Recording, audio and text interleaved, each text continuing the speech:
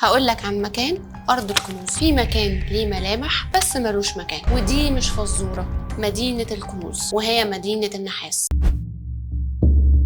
وراء كل حاجة بتحصل مجموعة حاجات. أنا مريم رجب في ما وراء الحاجات.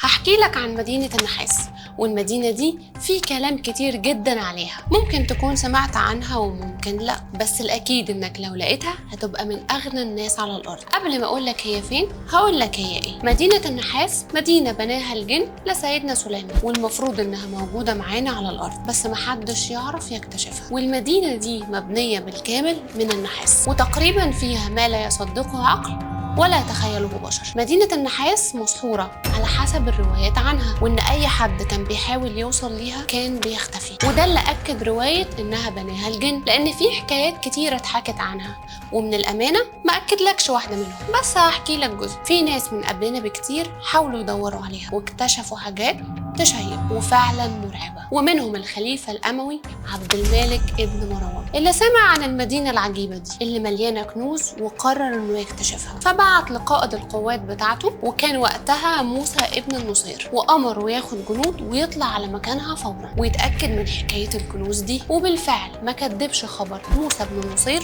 وخد الجنود وراح، بس كمان أخد معاه أكل يكفي 4 شهور، لأنه اتقال إن الرحلة دي لحد ما يوصل لسور مدينة النحاس أخد 43 يوم، وفي رواية تانية بتقول إنه وصل ليها بعد 2 سنين. المهم إنهم وصلوا ولقوا 25 باب للمدينة دي، وما كانوش عارفين يفتحوا ولا واحد منهم، وابتدى يطلع جنوده يتسلقوا على السور، وكانوا بيتصرفوا بشكل غريب جدا. أول ما بيوصلوا لآخر السور كل ما يطلع واحد يفضل يضحك أو يسقف وكأنه شايف حاجة غريبة جدا، واحد ورا التاني، وكل واحد يطلع يقع من الحاجات اللي بيشوفها لحد ما يطلع واحد من الجنود ويعرف يتماسك قصاد الحاجات اللي شايفها. السؤال هنا ايه الحاجات دي؟ الجنود كانوا بيشوفوا ستات في قمة الجمال من تحت السور بيغروا الجنود، وكل جندي فيهم كان بيحس بعدم السيطرة على نفسه، وبيحسوا انهم مسلوبين الإرادة، ما عدا آخر جندي اللي فضل يردد في أسماء الله الحسنى لحد ما الستات دي اختفت بالكامل. وينزل الجندي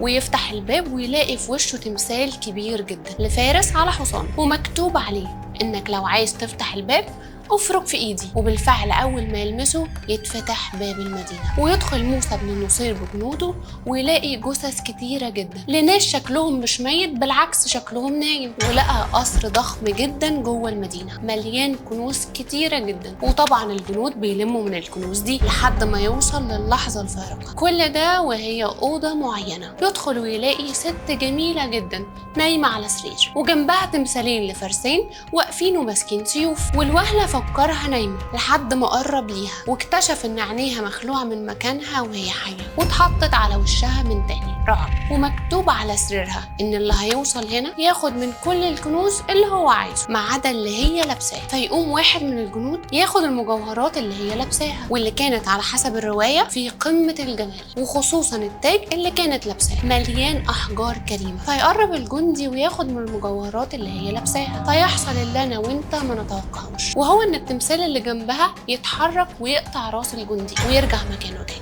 وكمل ومشي جوه المدينه اللي محدش عارف ايه حكايتها، ويلاقي جواها بشر عادي بشرتهم سمراء، وافتكرهم من كتر الحاجات اللي هو شافها انهم من الجن، ولحد ما يتاكد انهم من البشر وكمان بيعبدوا ربنا زينا عادي. وعرفوا منه وتحديدا الملك بتاعهم انهم عايزين ياخدوا من كنوز البحر بتاع المدينه دي اللي سمعوا عنها لعبد الملك ابن مروان، وعرفوا منه ان في كنوز البحر دي في جن محبوس من ايام سيدنا سليمان. وطبعا تراجع عن الفكره دي علشان ما يطلعش الجن والعفاريت من اماكنهم ويشوف اهوال تانية غير اللي شافها. طبعا دي مش الروايه الوحيده عن مدينه النحاس، ولكنها موثقه تاريخيا في كتب مهمه جدا. وطبعا انت مستني اقول لك مكانها فين، بس انا مش هقول لك كده لاني ما عنديش معلومه مؤكده ولا حد يقدر ياكد لك كده. اتقالت عنها انها في اماكن مختلفه كتيره، وعشان توصل للكنوز لازم تتعب وتدور وتقول لنا مكانها فين، وتقول لي كمان هل انت ممكن تعمل مغامره زي دي في سبيل انك تلاقي الكنز العظيم ده. ما تنساش تاخد اكل كفايه في رحلتك لو قررت تروح، وتتاكد يا اخي انك عامل لايك وكومنت وشير على الفيسبوك،